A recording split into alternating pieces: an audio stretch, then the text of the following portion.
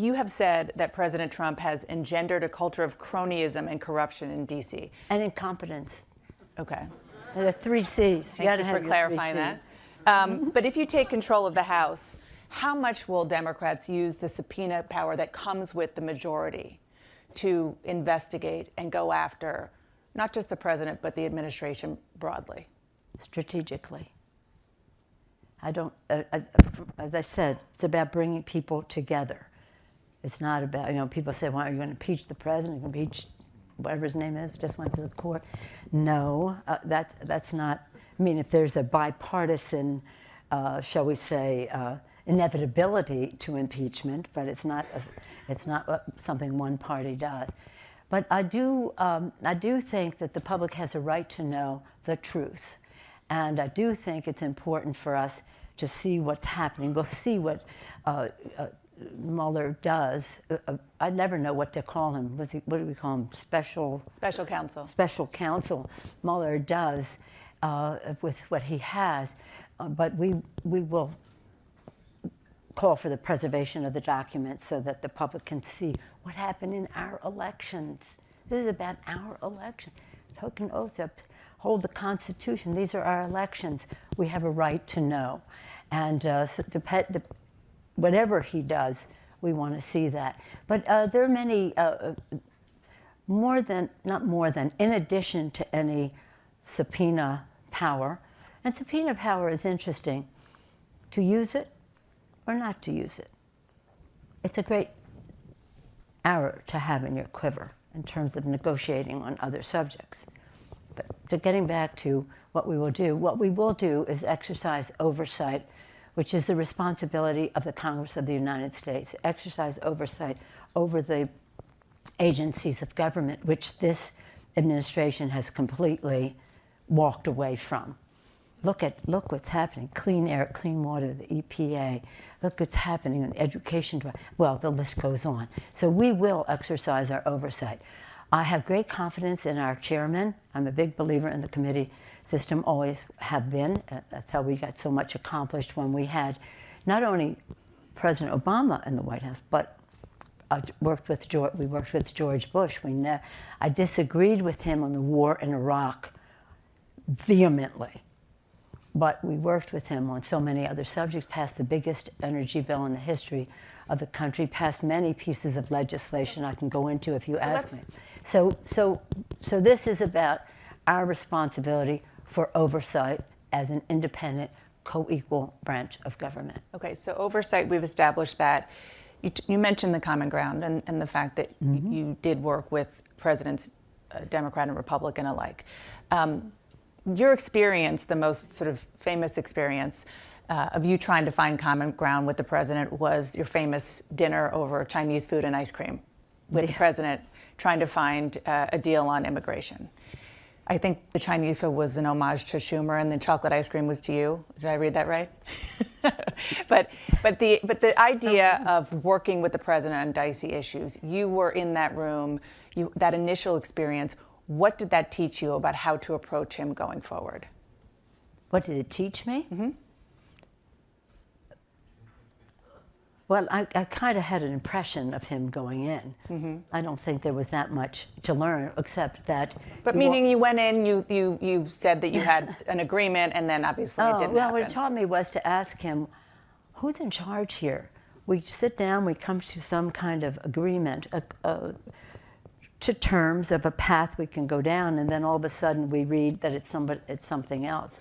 Actually, coming out of that dinner, when it was announced that we could find a way, which is what you always have to try to do, is to find a way to get results for the American people, not the lowest common denominator, but the boldest common denominator. So they came out, that was all good, and the next day I talked to him and he said, you've got to say something about how we're not going to hurt the dreamers, this or that, as we figure this out. In the meantime, until it is done, he tweeted right away that he would, and then all of a sudden he walked away. So I didn't learn anything that night, but the next day and the next day and the next day, that I'm not sure what's going on in the White House and who calls the shot when it comes to some of these subjects. Do you think immigration is singular in that is, so dicey and there are such divisions within the Republican Party, and obviously it was a signature issue for him, that makes that issue harder than others that I know you want to work on, like infrastructure, prescription drugs? Well, infrastructure we want to work on. There's some subjects that we hopefully we can work with him on, things that he said he wanted to do, lower the cost of prescription drugs. He said when he was a candidate he was going to negotiate like crazy.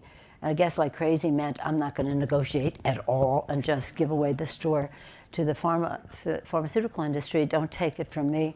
The market went, their stocks went up like that the day he took a walk from that, but maybe we can pull him back. Infrastructure has never been partisan with us, except when President Obama proposed a bigger bill. Republicans boiled it back, but by and large, that has always been nonpartisan, and I think that hopefully we can take it to that. One of my themes is build, build, build. Build the infrastructure of America from sea to shining sea. Not only surface transportation, but broadband and water systems. And some water systems are 100 years old. They're made of brick and wood. Would you like to drink water from there? And then schools and housing. And when you build out like that across the country, care and feeding follows. So you're building health care and food service, all the kinds of things that go with populations having jobs and growing the economy. And then secondly, build the infrastructure, human infrastructure, the worker training and all the rest of it that goes with building a green infrastructure to protect the climate, education, research, healthcare, and the rest for the human infrastructure, and build our democracy. Our first bill, H.R. 1, seems to be, the members will decide, but it seems to be overwhelmingly, H.R. 1 will be our first bill up, and that will be to reduce the role of money in politics being there, giving people confidence that we're there for the people's interest, not the special interest. So anyway, getting back to infrastructure, I think that's a place he talked about, the president talked about that in the campaign. It's something that has always been nonpartisan. Committees have experience working together in a bipartisan way on that. So our committees will come forth with what the bill should look like, and you how feel it would be confident paid that for. he'll be a negotiating partner that you can deal with on that issue? Did you say I feel confident that he Yes. will be a negotiating man? Yes. Does anybody feel confident about that? No. Well, I hope so. But you know what? It comes back to the public. That's why I said about openness in the beginning. Public sentiment is everything. Abraham Lincoln. With it, you can accomplish almost anything. Without it, practically nothing.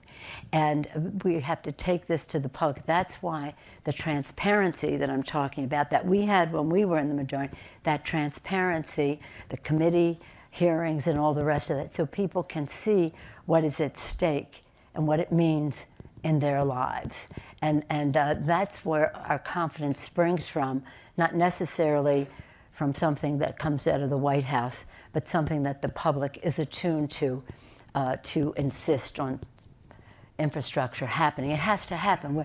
The American Society of Civil Engineers says we're about $4 or $5 trillion in deficit on our infrastructure in our country. Let's go back. We both mentioned immigration. The president actually tweeted at you this weekend, because this isn't just a long-term issue. This is an issue for the lame duck session, which is the session between the election and the next Congress. Called you obstructionists, Democrats, but asked to work together to write up a new immigration law. Chuck and Nancy, call me. Did you call him? What does he want us to call him? That wasn't in the tweet. I have some names. But I'm always respectful, and that's what we have to be as well. So I have some enthusiasms that I have to curb in my own, shall we say, world, that we're not like them. We are not going to do to them what they did to us. And this is not about name calling. This is about getting the job done for the American people. Since you mentioned immigration, and I know you've heard me say this in Little Italy, where I grew up in Baltimore, where we visited recently. I come from an immigrant community, and so the idea that this nation of immigrants, unless one of us is blessed to be Native American, which is a blessing, of course, too, we are a nation of immigrants. And what bothers me about President Trump is that he's such a departure from all of the previous presidents. Ronald Reagan. Would you believe that Ronald Reagan is the president that I quote the most in the campaign? Ronald Reagan. He said this. This is the last speech I will make as President of the United States. And I want to communicate a message to the country I love. He goes on to say, talk about the Statue of Liberty. Here we are in New York. What it means to people overseas, seeing that statue of beacon of hope, welcoming message to the American dream. Then he talks about what it means to Americans who look at it and see that their parents, grandparents, ancestors came past that statue, hopefully, to our country. Then he goes on to say, the vital force of America's preeminence in the world is every new generation of new immigrants coming to America. And when America fails to recognize that, America will fail to be preeminent in the world. Ronald Reagan. And he goes on to talk about contributions. You should read it. Ronald Reagan. Imagine, he chose that as his last speech to the American people. Ronald Reagan, President George Herbert Walker Bush, President Clinton, President George W. Bush, excellent on immigration, he just couldn't convince his party, President Obama, all recognizing that every new generation of newcomers to our country with their hopes, determination, optimism, determination to make the future better for their families. Well, those are American traits, and they all make America more American. So if the president wants to build a wall in exchange for keeping the government open on immigration in the coming weeks, will you do it? We'll negotiate with him about that, but he has all the votes in the Congress, which he hasn't had so far. Apart from his, again, dark of night, speed of light tax bill, but they really almost didn't know what they were voting for. Now they're trying to correct it. Now he's talking about doing another bill before the election. Congress is out of session, Mr. President. But, you know, it's saying to middle class, you're second class to us. First class was corporate America and the top 1%. But so we have in every negotiation on the omnibus bills, we have prevailed. And I have confidence in I'm an appropriator. I was forged two places in Congress, appropriations and intelligence. And appropriations left to their own devices in a bipartisan way, the appropriators can figure it out.